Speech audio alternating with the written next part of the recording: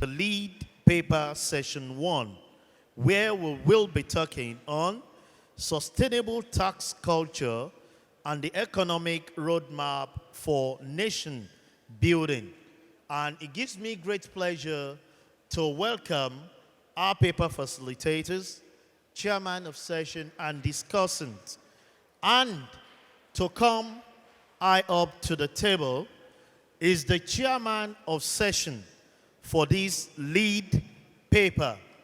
Please, you make a round of applause as I welcome the former executive chairman, Federal Inland Revenue Service, Mr. Babatunde Fowler, FCTI. Speaking to the topic of discuss this morning is the managing consultant, B. Adedipe and Associates, Nigeria. We have the honor to have in our midst as a discussant, Professor of Law, Taxation and Fiscal Matter from the University of Lagos.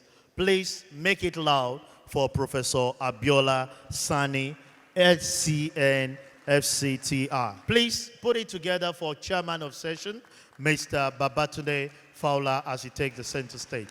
It gives me great honor to chair this session because I believe it's a session that is not only important to Nigeria, but important to the developing countries of the world. I had the privilege to give a keynote address in 2017 at ECOSOC at United Nations. And that meeting, the world bodies, the UN, the OECD, the World Bank, all agreed that for a country to have sustainable economic and social development, their tax to GDP ratio should be at least 15%. A few years after, the OECD came up with minimum tax of 15%. That tells us, or should tell us, that you cannot have any economic development either in developing nations or developed nations without tax revenue. The paper presented today, I'm sure, is going to do justice. I had the privilege of reading part of his presentation before today. So I'll ask all of you to pay rapt attention. This is not only for Nigeria, but for all developing nations of the world. I'm happy to be here this morning to present the lead paper on the subject of sustainable tax culture and economic roadmap for nation building. Now, culture, we say, is the total way of life of a people. Now, I got exposed to that some 48 years ago as an undergraduate at the University of Ife, having sociology as an elective. So now, when we talk then about tax culture, it should make reference to the way of life of a people with respect to taxation, which is why shortly I will talk about the tax ecosystem. Now, in context, we then say tax culture, we consider two important things. One, the various elements in the tax ecosystem, and then two, who are the stakeholders. But that will also point us to the direction of what should be done and with whom. Then, of course, we also recognize that it works in concentric rings, which means there is something at the nucleus, and that is the value system. So the value system affects every other thing within the tax culture framework, which I will also talk to shortly. In essence, then we say that tax laws and norms will have limited effectiveness if the underlying values do not align with the spirit and essence of the laws. In which case, we talk about tax morale, we talk about tax mentality, we talk about tax culture that reflects also the national culture. Now that gives you an idea of what I describe as a concentric ring, where at the nucleus are the values of that society. Then around that we have the tax laws and norms. Then there's the tax morale, which talks about what is the motivation for compliance with tax regulations and laws. Then there is the mentality, which we refer to as the mindset with respect to tax, before we now come to the issue of the tax culture and national culture. Now, I also ask myself, how do we situate this in context of nation building? So I went to the Britannica and checked out what nation building means. And it says the objective of nation building can be to create a cohesive nation state that either never existed or that never properly functioned, or to rebuild one that has collapsed or has been destroyed. In which case, there are different perspectives to nation building. But generally speaking, nation building is not performed as a purely altruistic endeavor. States engaged in nation building abroad are generally motivated by some strategic objectives of their own, such as advancing their own wealth, security, and international standing. Now, let me come to the relationships. The nexus that we'll examine this morning in our conversation is that between the tax culture, then the economy, and a functioning state apparatus, in which case, a competent state that is serving its population and that also transcends ethnic and any form of fault lines, which of course is one of the major issues that anyone in business today in the world is contending with. There are 8 major disruptions to economic activities globally.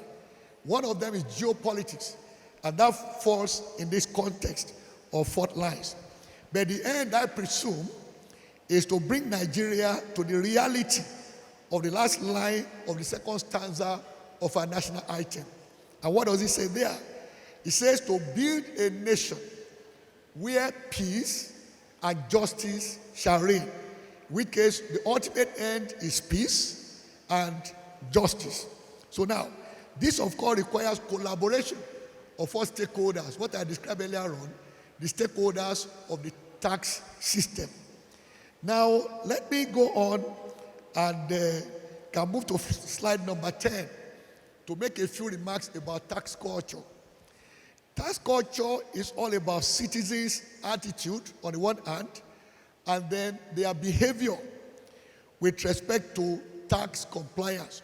2 important things: attitude, I always put it simply as what is on the inside. Those are thoughts, considerations, the thinking about tax compliance. Then behavior is the actual conduct. In which case, how do we develop a culture where both the thinking and then the conduct of people align with tax compliance as a duty, not as something you need to be motivated to do? Now, it is a global challenge, as Mr. Fowler said earlier on, that is to both developing and developed societies.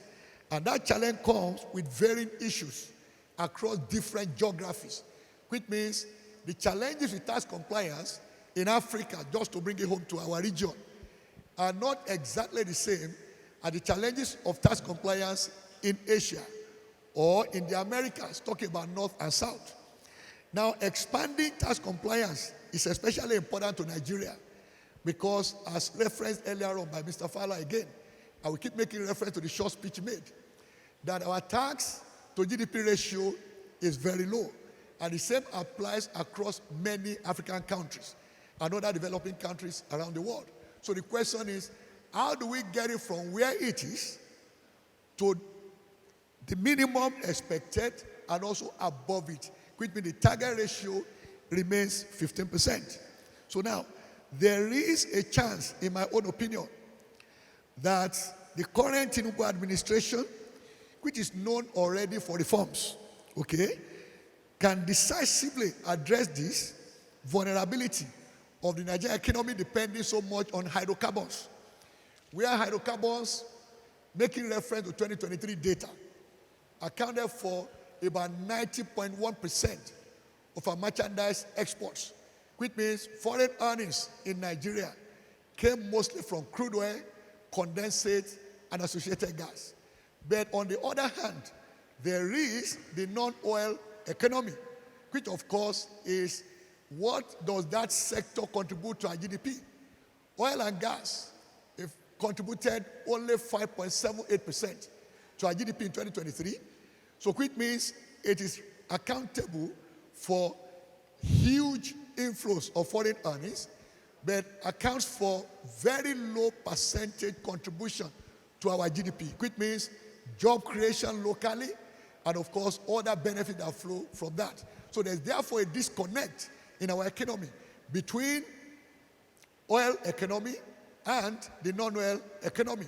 So which means then that if we strengthen the tax culture, it can be an avenue for addressing that vulnerability that has been there in the last several decades. Now, let me bring up this also for consideration.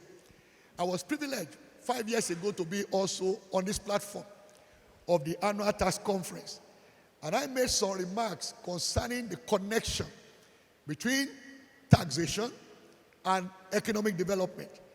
And I go back here and bring up a few things that I noted then. Number one, that taxes play an important role in economic development, no doubt, but that role is very complicated and has been subject to so much debate and research. But available evidence is contrary to the fact that if you reduce tax rates, then more jobs will be created because more companies will now be established. Research has not proven that it works that way.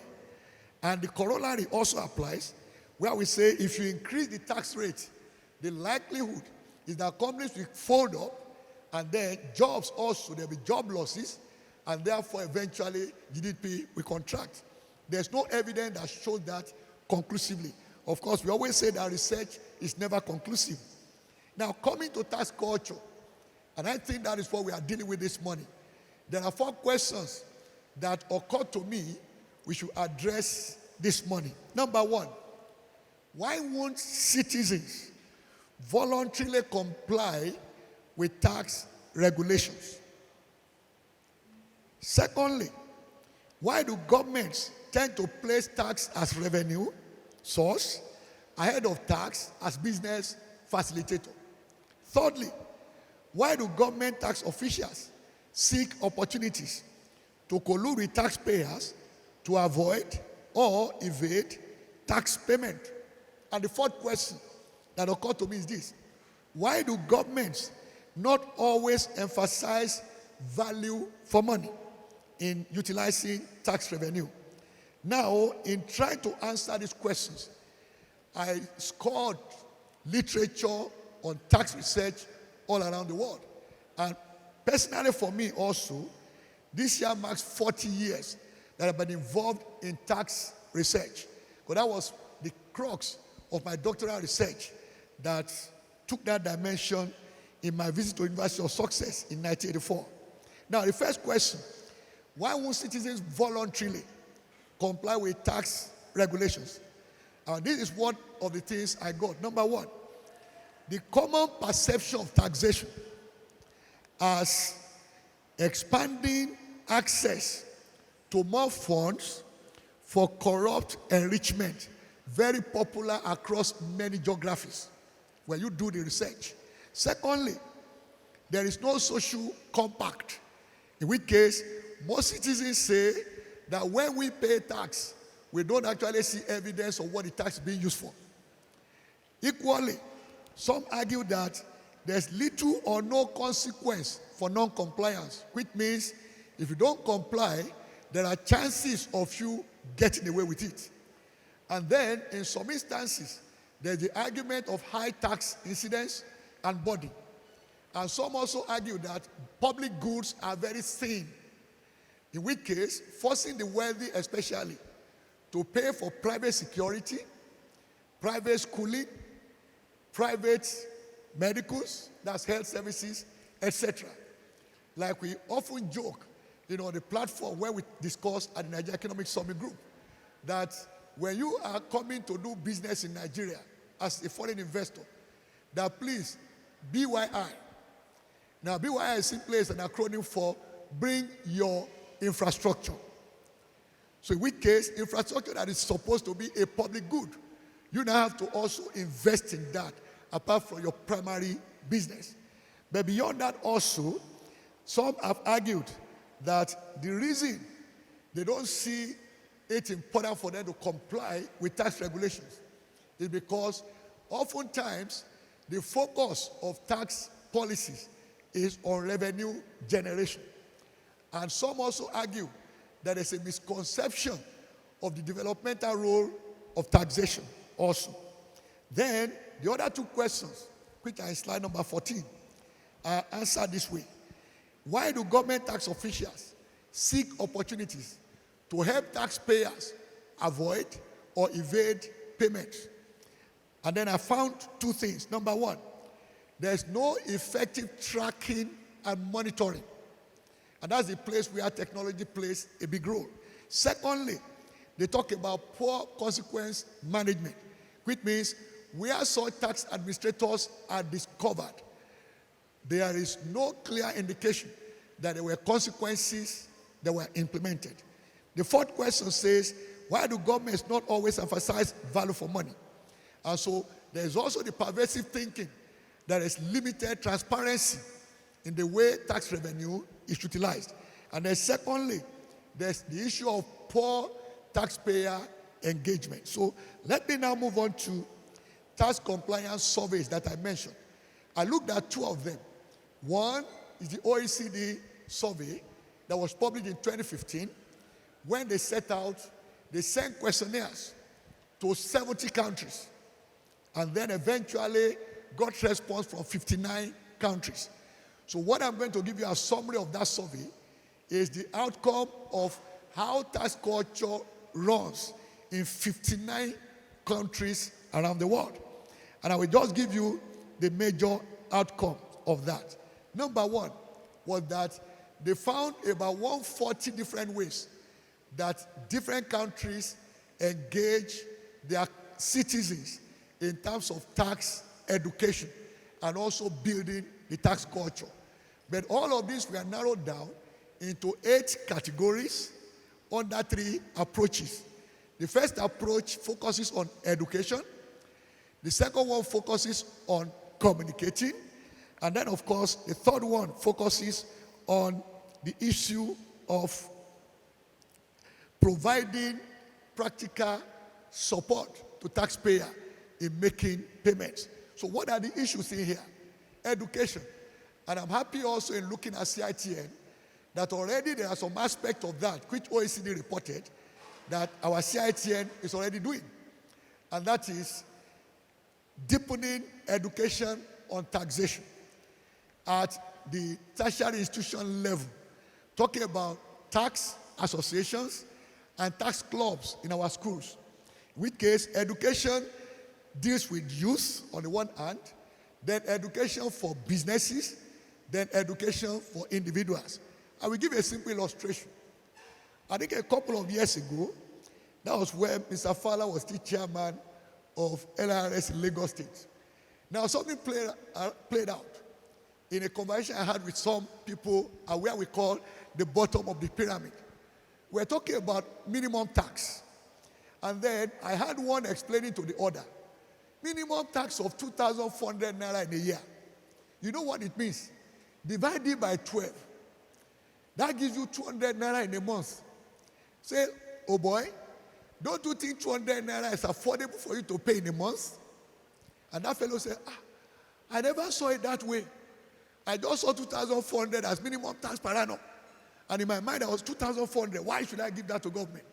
But now this fellow broke it down for him. Then he now saw 200 naira as not only affordable, but worthwhile for him to say, I'm a tax compliant citizen of Lagos State. Now the same thing goes when it comes to tax education. Now you do that for individuals, you do it also for businesses. But we now say, catch them young by doing it for them when they are still in school and they are not yet taxpayers. Now the second part of communicating. It's largely about engagement. So in which case, how many platforms do we have? How many opportunities, like the ATC that we are in now, does the government deliberately become a part of? And I'm happy, as mentioned earlier by the MC, that we're expecting our leaders also to be at this conference. You know, executives, then of course, the senators, House of Rep members, and of course, corporate leaders. So if they are here then, it means they've come in line with this second approach as identified by OECD. Then of course, it means you'll be doing information campaigns. And that means it is not something you do only once or in one quarter as to when you expect corporates to comply and make their returns, all right? It should be an annual thing. You do it regularly, which is people are reminded on an ongoing basis. So we call that information campaigns. Then, of course, building a positive relationship, in which case people on an ongoing basis see tax administrators especially as their friends. And I'll give an illustration. Now, in my company many, many years ago, you know, every company is exposed to tax audit.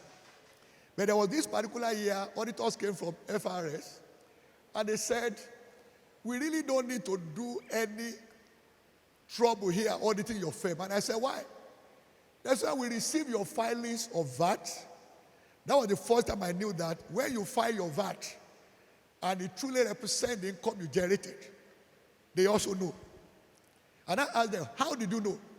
They said, when you make your VAT returns, it doesn't come as round figures. It's always down to kobo. Each time we see that, we tell ourselves that this company must be telling the truth. So, and then they said, the second thing, we don't waste our time with you because whenever we come, you don't come to offer us anything or engage us in conversation. You just open your books to us. And everybody goes about his or her duty. I said, oh, so that means our conduct, you know, I mentioned it earlier. Tax culture is largely about the attitude and the conduct. Then I told me that the way you people behave when we come for audit gives us also the impression that you don't have anything to hide. I now had the opportunity to tell them my view too. That if I do it that way, I don't have to worry my head about what is buried somewhere. They'll be likely discover it. If I do everything on top of the table, nothing under the table, it gives me the freedom and confidence that even when you raise queries, then following the principle of good corporate governance, I can step out and explain why it is so. All right? So, and I discovered that that process, that relationship, got to a point that I began to receive Christmas gifts from the tax authorities. Okay? So, Christmas, I get gifts from them. The first time I got that, I said, that means they've identified me as a good tax citizen. Now, that is relationship. Then, of course, the issue of tailored messages, also very, very important. Now, let me go to, I won't speak more to the economy because that is something we can all get in my slide deck, okay? But just to make the strong point, the President Bola Ahmed Tinubu has cast a vision of $1 trillion GDP before us. And in my view, I believe it is achievable. It is similar to what we did when we began with the financial sector strategy for Nigeria for year 2020. I was a part of that. I count it to be a privilege. Now, what we set then to do was to grow the Nigerian economy in year 2020 to a GDP of $963 billion US. And I recollect in 2007 that the South Africans challenged me on that and said I should explain to them why I think that vision is real. That was in 2007. Is that vision real? But I still stand before you, distinguished ladies and gentlemen, that the vision of $1 trillion economy for me is real and it is achievable. And it is for simple, obvious reasons. Now, if Nigerian economy has not suffered severe and episodic devaluation of the naira, in the last 38 years that began in September 1986, this economy would have been far above $1 trillion in value. So the question there will be, what do we need to do to change that narrative, or what makes us to repeatedly devalue the naira? And that's why the two major slides I put in there under nation building for the economic roadmap relate to exchange rates and also to inflation rate. But those are the two culprits that can affect that vision coming to reality within a short space of time. So let me go to the final part of my presentation. Now, what are the inferences from the researches I did? The inferences are as follows.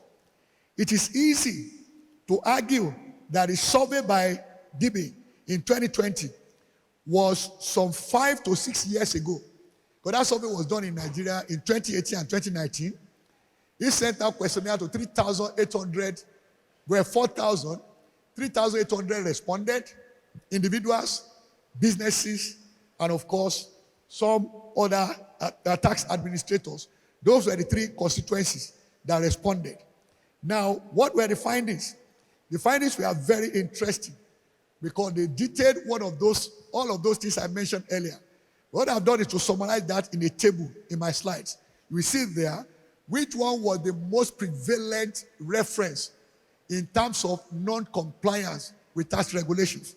And that is the direction I took my inferences here. Now, if we are going to improve the tax culture in Nigeria, the following need to happen. Number one, improve transparency in government's fiscal operations.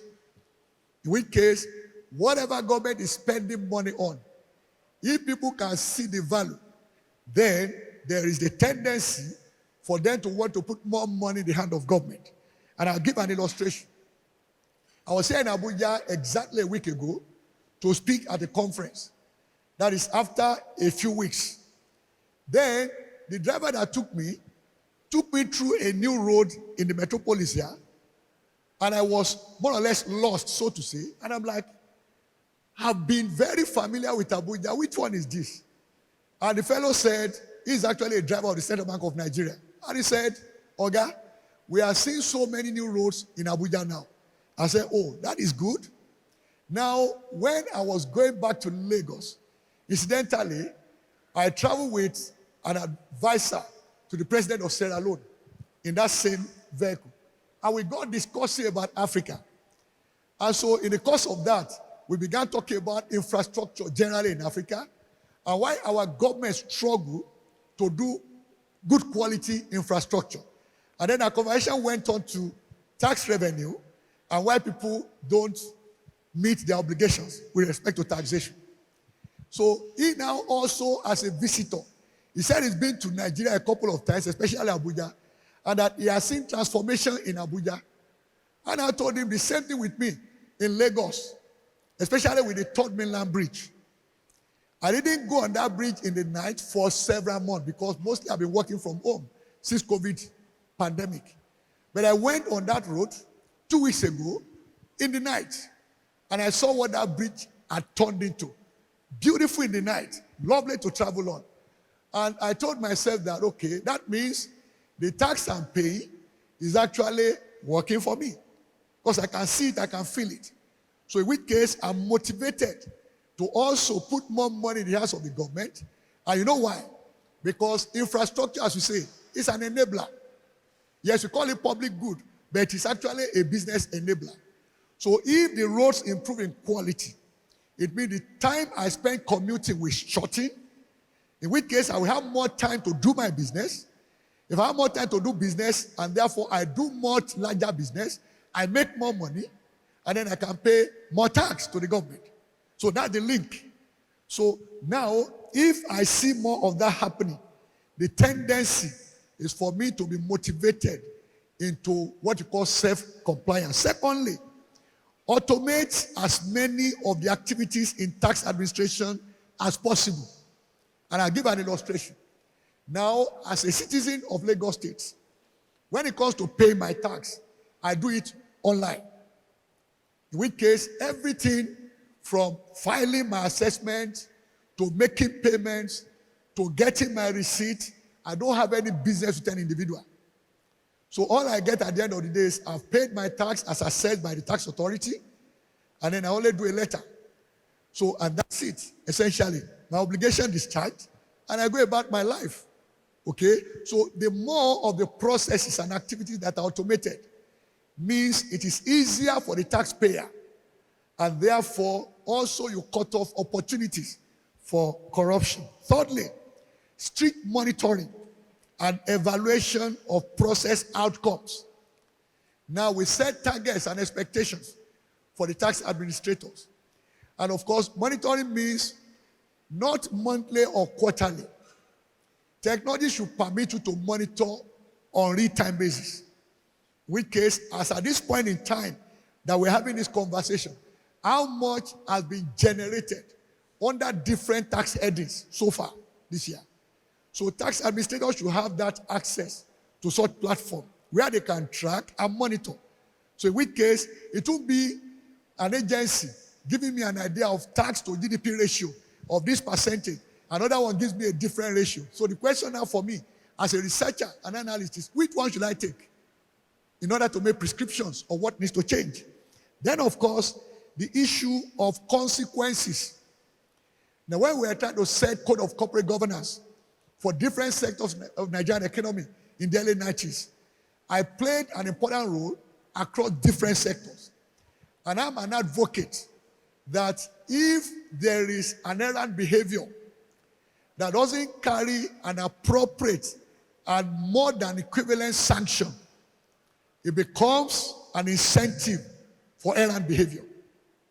So I'm of the strong opinion that there should be consequences that are strong enough to discourage errant behavior when it comes to tax compliance. In which case, for individuals that don't comply, for businesses that don't comply, as well as for even tax administrators who also don't handle their functions and responsibilities effectively and according to statutes. As I try to round up now, I also believe in tax incentives. There was something I recommended to the federal government in 2020 when we were all going through the COVID pandemic and its effect on everybody all around the world. I said it was an opportunity for the government to introduce, even as little as it may be, an incentive to taxpayers. And I said then, why don't you look at the record from 2018 and 2019? Identify corporate entities that had met their tax obligations to the government and say, okay, for that year 2020, we're going to give a tax rebate. It might not be more than just 1%, maybe even less. But to show at some opportune point, we call it milestone, that if you are tax compliant, government appreciates that. So in a time where you are struggling, we give you something back, no matter how little it is. That's my own view of tax incentive. Apart from what we normally call, tax holiday and the rest of them. Okay? Now, of course, effective communication and engagement, very, very vital. So I will close it this way. The president, chairman of council, distinguished leaders across our various sectors. In the good book, it is stated that righteousness exalts a nation. And what does that mean to me in terms of the tax culture? That means every citizen has a part to play in the tax culture. That's number one. Secondly, the issue of compliance with tax regulations is not about what they are doing with my money. It is actually about me. Am I compliant as a citizen? If I own a business, is my business compliant? So in every sphere of the taxation ecosystem, am I compliant? In which case, I shouldn't find an excuse in either my friend or my neighbor not comply, or in the fact that, there is no social compact. I don't know what government is doing with the money. I would rather do what is expected of me and then let every other person or entity carry their own can. This, for me, This, for me, is the cornerstone of a recalibrated tax culture that will drive voluntary compliance, because that's where we are going to. Voluntary compliance, and then change the narrative about the effectiveness of the tax system in Nigeria and beyond. The paper presenter has spoken, has given us clear definitions of the tax culture, nation building, taxation, and the economic development. I'll just give you two examples. Number one, when Lagos started the reforms, we had 220 taxpayers. By 2015, we had 4.5 million registered taxpayers. And at that time, the IGR was close to 300% of the federal allocation. But I can safely tell you that Lagos can stand even without federal allocation. As of December last year, Lagos was deemed the 6th largest economy in Africa, meaning that its economy is larger than over 50 independent individual countries on this continent. I also learned a new thing, BYI, bring your infrastructure. And a lot of people don't want to pay tax because they believe they provide their own infrastructure. But at a CI10 conference many years ago, a speaker said something. For those who don't know about Lagos, I'll explain it. He says, if the poor man in Ajegunle cannot sleep, the rich man in Ikoyi equally will not sleep. And that's why we need to pay our taxes. He also concluded, spoke about things that we have to do as tax practitioners. We have to be transparent. We have to automate our systems. We also have to communicate and also evaluate what we do. Mr. Adedipe has said virtually everything I would like to say. So I adopt all his thoughts as mine. And I'm serious. I don't think he said anything that I find disagreeable. So I will only try and dig deeper into some aspects. I like the way he characterized or construed tax culture. He looked at it in a broad sense, which gives a headroom for a discussant to pitch it from any dimension. And as you are going to see shortly, I'm going to pitch it from the political angle. So the first thing is he emphasized the interconnectedness of tax culture, tax compliance, and then revenue generation. And he said that taxation should serve the role of business enablement so that we do not see everything from revenue perspective. And that is very, very important. And he also underscored the place of tax education and the operation of catch them young.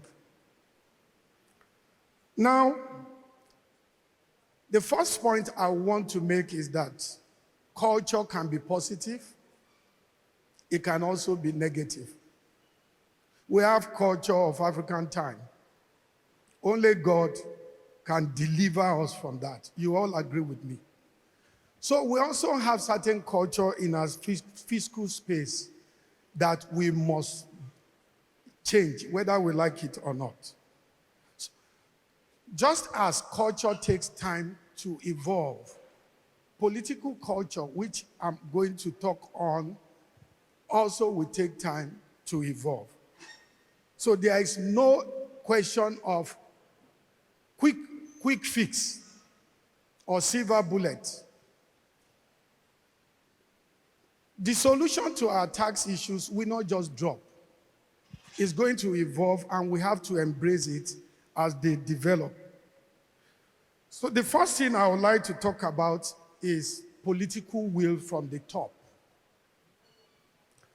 There was a time in this country when we hardly hear anything from the president about what is on his mind relating to taxation. But you agree with me that that has changed.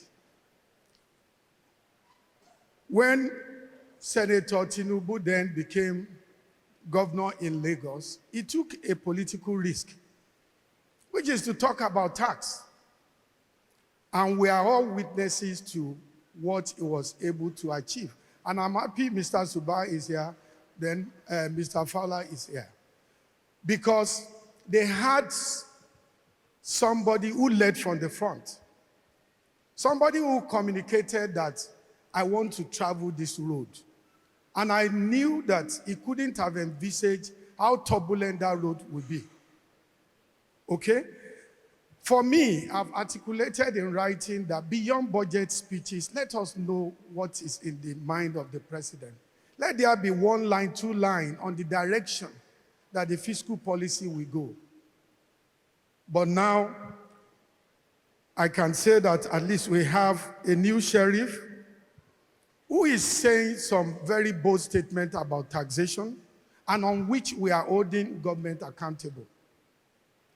So when there is breaking news that something has happened, expatriate employment levy, say, President, you are shooting yourself on the foot.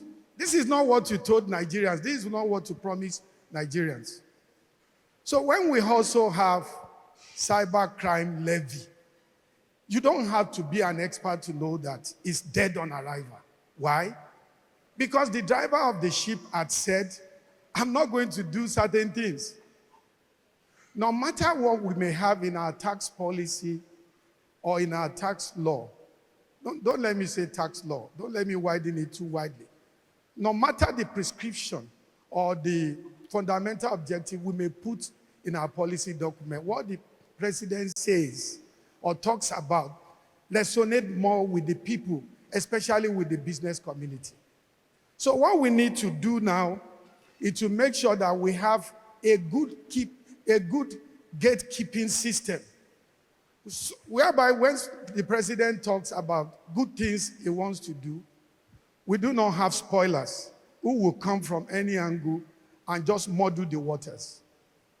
And I want to talk immediately about another political culture which started in Lagos and which I think gave firm direction. And I'm happy Mr. Adedipe is here. Lagos was the first state in Nigeria that said, I will have an advisor on taxation and revenue. We have never had it before. And I'm not sure if any of the tax reform before then had recommended it. But again, the governor said, let us have somebody who will be of cabinet status, who will sit in the cabinet and tell us on regular basis issues relating to taxation. And I believe that that strategical move was responsible for the autonomy that the LRS enjoy. Because issues were going straight to the governor. We have state chairmen who do not have access. I mean, to present very important issue is as if you are bidding for contract. So we must be at the table, at the federal and at the state. And I want us to, with a sense of brief history, recollect how we get to the reform that we are presently working on in Nigeria. A special advisor was appointed for the first time at the federal level in the person of Mr. Zach Adedipe. Apart from the chief of staff, it would appear, I'm not saying categorically, it would appear that that was perhaps the first most important appointment that the president made. And I believe it was Mr. Zach Adedipe who then midwife the Taiwo Yedele committee. Because the functioning of that committee and the mandate is far-reaching. It's not possible to set that type of TOR if you cannot see the president and know his mind. But it will appear that since Mr. Zach Adedipe had become the FRS boss, that position is a bit vacant. I think we need to do something about it in terms of our evolving political fiscal culture and fill that vacancy.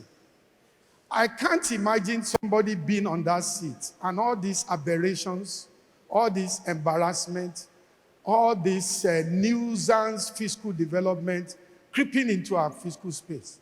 Because the role that Mr. Zachary Adedeji would have played would have been to filter all the fiscal impurities so that what will flow into our fiscal stream will be pure, and then will be pure and awesome. I want us to also know that there is no quick fix. We cannot start a culture today and then it will evolve tomorrow. So we must be patient. We cannot think that we can generate 3 trillion or 6 trillion the way the promoters of cybersecurity levy had said. It's not possible. Unless you are going to be draining the blood of the people, it's not possible. If it is easy to crop that type of money, you don't need a Taiwo Yedele's committee for God's sake. If all the members of that committee should apologize to Nigeria for taking us on a sequence, if it is possible to just, what we like in Nigeria, low-hanging fruit. There are low-hanging fruits, which that type of committee will also cover and also test and also validate before they roll it out. So it's very, very important to know that there is no quick fix. And a culture that will enable business must also engage stakeholders, which the Taiwo Yed Committee had done and is currently doing. And by virtue of that initiative or intervention or culture, I make bold to say that perhaps the most business-friendly package is on the way. Because when you don't act with an air of superiority or know it all, and you recognize that you need to expose what to do, you need to talk to the stakeholders, you need to know where the shoes are pinching, you will hit the problem or the nail on the head. Then finally, where do we go from here? We have to creatively design something that is fit for purpose. The current reform will do so much, but it is now the responsibility of stakeholders to now come up with a design that will address the issues more fundamentally. So we need to not even think out of the box. We need to think without even seeing any box. And I like the way the chairman will always say, is that in some countries, they have jettisoned some of these things. And we also need to know that technology will change the way we do things. There are things taking hours, days, months, that technology will just fix seamlessly. But we must invest in the right technology. Imagine a technology that is able to tell a taxpayer that you are the only one who hasn't paid your tax. Or let the taxpayer know that this is the penalty on account of failure to file your tax. And there is a system that is able to resolve all the issues without wasting anybody's time, including that of the tax authority. So there are 1,000 ways that technology will radicalize, revolutionize, or change our orientation. This phone is a fiscal wonder. That is the platform where many tax authorities are operating in the homes of people, in their business spaces, and then making the life of everyone serious. Now we're going to go quickly into some questions and comments. I want to just make a contribution to what Dr. Adedipe said. You raised some questions. One of the questions was, why will tax government officials collude with taxpayers to engage in tax evasion and tax avoidance? To me, it seems Dr. Adedipe has used both terms interchangeably, that is, tax evasion and tax avoidance. They've been used interchangeably. Tax evasion is the one that is illegal, that can lead to court cases and even fine and then imprisonment. While tax avoidance, they are just strategies, tax planning strategies for the tax that the taxpayer can engage in to pay as little tax as possible.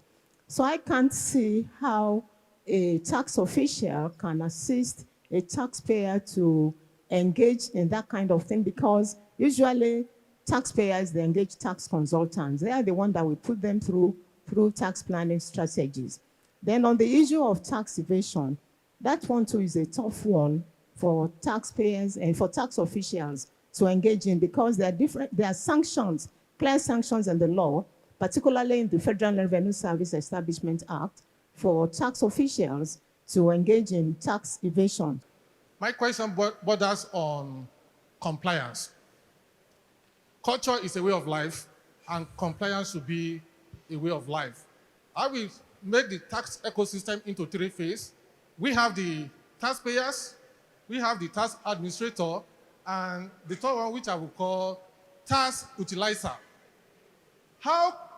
What role can the tax administrator play to bridge the gap between the taxpayer and the tax utilizer, so that the expected social impact from the tax utilizer will be used in meeting the social contract with the taxpayer? Because we cannot wash away the fact that once there is accountability, probity, ease of compliance will be there. But when people collect the money and they don't see what the money is being used for, the gap is there, and you can't build a culture when the social contract is not being met. Prof, sir, I know we discussed on fiscal policies.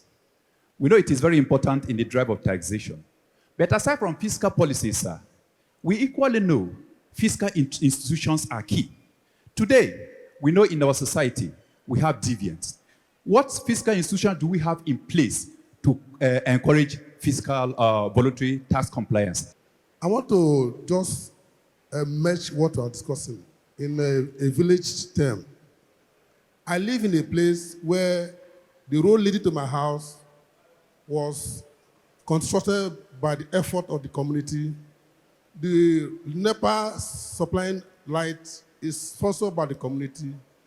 The major road linking to the major road is constructed by the community. So, they bring in your infrastructure, which our presenter gave us here, shows that if government are helping the community will develop that culture, self-compliance to paying tax. It's not by us trying to force somebody to pay tax. When the tax you're paying, you are not seeing the impact. So it will not help people voluntarily to pay tax. So if government can enforce themselves to implement those budget and budgetaries into the citizenry, tax compliance will be effective. Thank you. What is the role of the local government? Do we even have local government in Nigeria? Because I know if the local government are functioning well, it will be easy for people to pay their taxes. I will address some of the questions that have bearing with my presentation. The first one is on political leadership, and that there is a gap in voluntary compliance. My simple take on that is, if we want to encourage citizens to comply with tax regulations, it has to be in the direction of leadership by example, which we say is the most potent tool when it comes to leadership. It is by example. But if I also lead, in that regard, I need to also communicate that. And that can be a very powerful way to encourage citizens to comply. Now, the second one is the implication of tax administration in deepening the tax culture, speaking to the skills and attitude of tax administrators. I think two things there.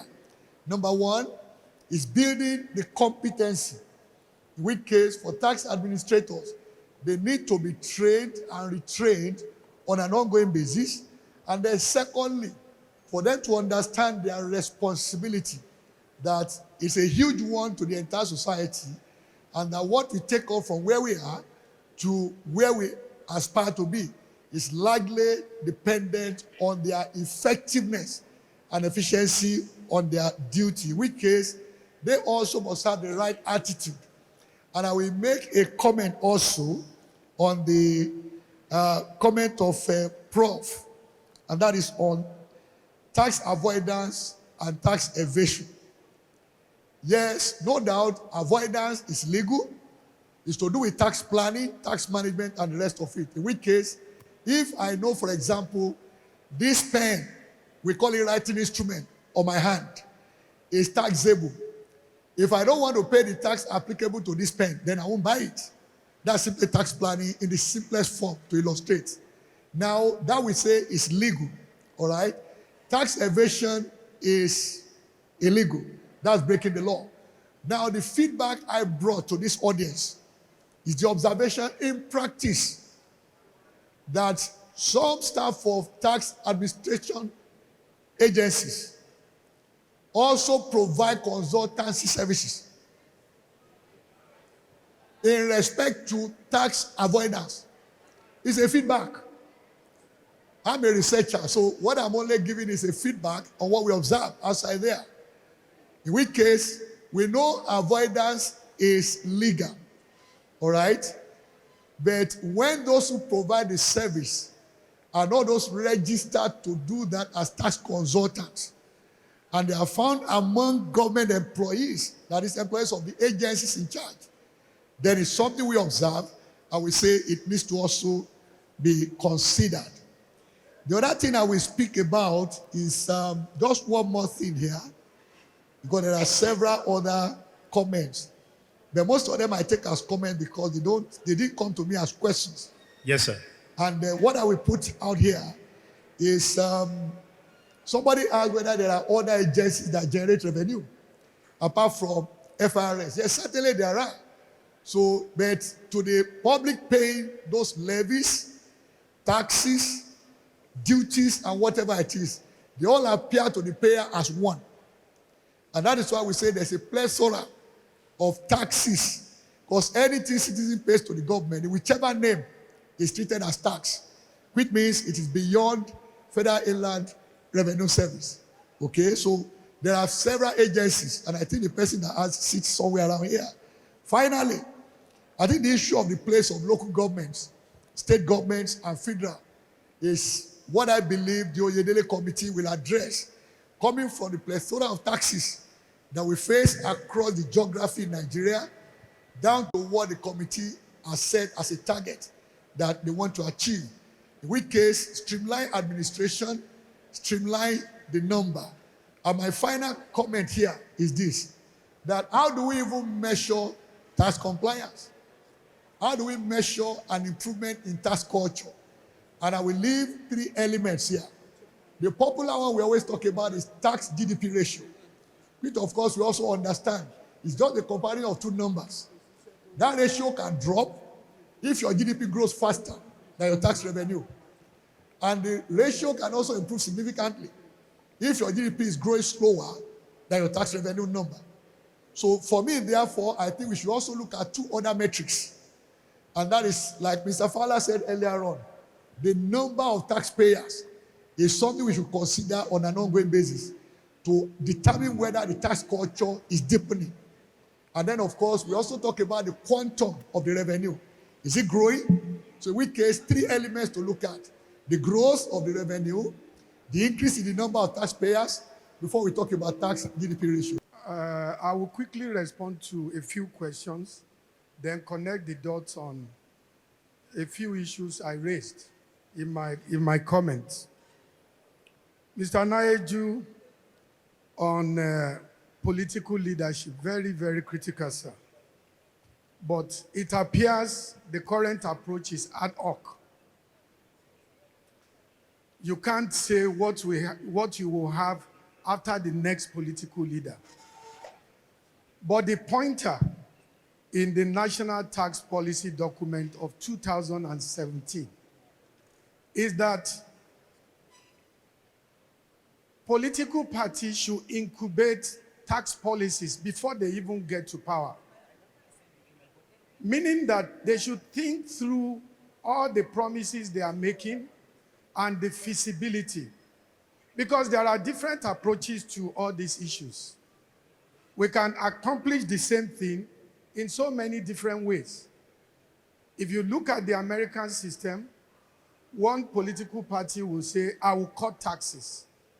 And they are known for that. And they are never tired of it. And they will keep saying it. And that's a unique selling point for them, for the business community. And they will show you how they will do it. Another one will say, I will raise taxes. Those who are benefiting must be ready to pay more.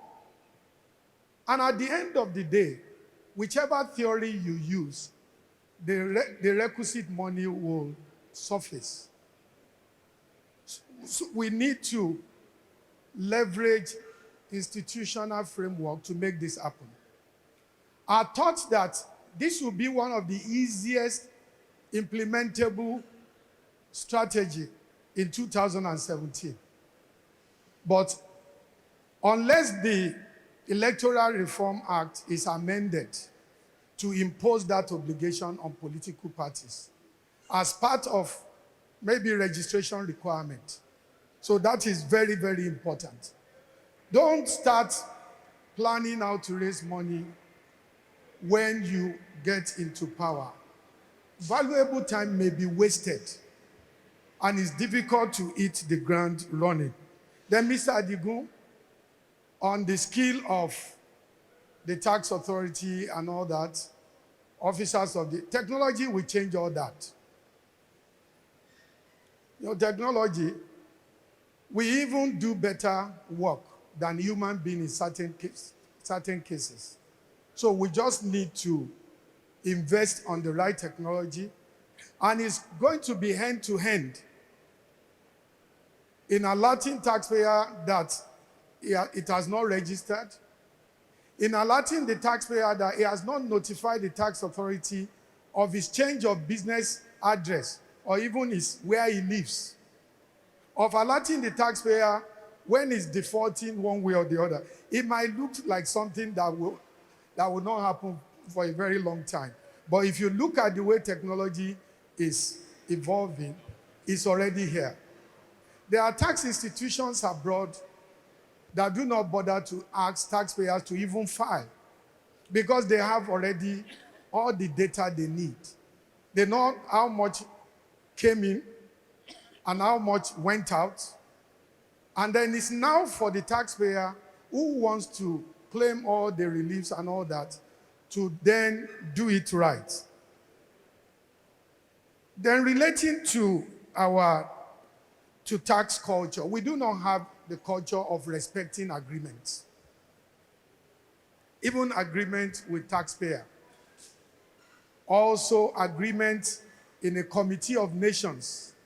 I mean, we come together as the leader of West Africa and subscribe to certain things. It's as if there is a dichotomy between those who participate at such events where we sign gleefully before the camera and then we have all the headline news in the newspaper and those who will implement it. Whether we like it or not, if we do not act responsibly, we are going to be rubbished. At least we can see the development in ECOWAS, how we now have to placate. But relating to the fiscal obligations, there are certain things we must do and we must begin to do as the leader. Then finally, There is a culture that evolved about 20-something years ago. That is tax reform. We had tax reform under Oga Naeju that incubated VAT and all that. The plan was that every 10 years, there will be reform. Another did not come until about 12 or 13 years later, which catalyzed all the reform we saw in the 2007. And somebody asked a question about fiscal institutions. Of course, Ministry of Finance plays a very key role in incubating fiscal policies. And I can attest that that ministry, especially the technical department, is doing a lot, which stakeholders may not even appreciate. But unless there is a signal and the right signal from the top, there were initiatives the ministry may have taken or may be taking, which if there is no buy-in at the top, then fiscal institutions, the tax administration, imagine where FRS would be without the 2007 reform. FRS will still be a department in the Ministry of Finance. And I don't think that type of a unit can attract the kind of high-profile people that FRS had attracted. So that institutional reform that started had to also continue. We must not sit back and think FRS is where it should be. FRS, we do better even with more autonomy. FRS, we do better even with more revenue. And this applies equally for the states. If we do not invest in our institutions, we cannot get results. Look at JTB. Without reform, JTB will just be like JTB has stretched itself even beyond its own law to do so many things that the law does not enable it to do. But because of leadership, because of dedication, because of support of FRS, if you take FRS from JTB, JTB is like a shell. But is that the type of institutions we want? As a member of the Taiwo Yedele Committee, I can also say that there is significant reform to turn JTB around. A new JTB that will not be appendage of the FRS with the support of FRS. Because states must not be suspicious of institutions that are taking decisions on its behalf. A new body that the headship does not necessarily have to be the FRS boss. FRS chairman is busy enough. And also there are some other initiatives that must come from other stakeholders. Then finally, the culture that I interrupted when I was talking about institution, and I don't think I've seen it since that time. When we wanted to start VAT in 1993, the law was ready. There were doubts whether it will work. In our backyard, Ghana had riots over VAT. IMF that we always kowtow to, that we always listen to, that always suggest what we should do to us, said we should forget it. But the Naeju and his gang said, we will not forget it. We can do it. And then 1 year after they have made the law, they were still going about proselytizing on VAT, telling people what it is, telling people how it will work, telling people what is in it for them. And by the time we started, Nigeria exceeded its target within 6 months. So even when reforms are loading like this, there are some aspects that we must be patient. There are certain aspects we must be patient. We don't have to increase tax rate almost immediately. In today's Nigeria, tax rate going up will not send the right signal. So even if the law is in place, we can then look at it, maybe in future, in 1 year, 1.5 years, then we can then trigger the right thing. I'd just like to add one or two other points, and that's the issue of political will. How do we get the politicians or the leaders involved? Now, I met a former state chairman who is now a deputy governor in a state. And he said something, although he was cracking a joke, but he said something very seriously. He said that if his state chairman comes now and says he wants to enforce taxation in a particular area, he will tell him, slow down, we want to win the next election. But the truth of the matter is that a lot of governors do not understand the amount of potential revenue that can be generated by the boards of internal revenue. If they did, they would give you that much required support. Somebody also said that the community was building their own roads, etc., etc. It is impossible for any state government or federal government to build a road to your house. They have to concentrate on the main roads, and eventually the feeder roads will come into play. I'll have to use Lagos State as an example. I'm sure most of you have heard of the Blue Line and the Red Line. It brings people from, I won't call it, the outskirts of Lagos to the center of Lagos with ease. So whether their road to the house is paved or not, they appreciate that government is doing something for them. So taxation is a business whereby the government does the most for the most people. And then educational staff. Here, I would like to compliment our own institute, which is the CITN.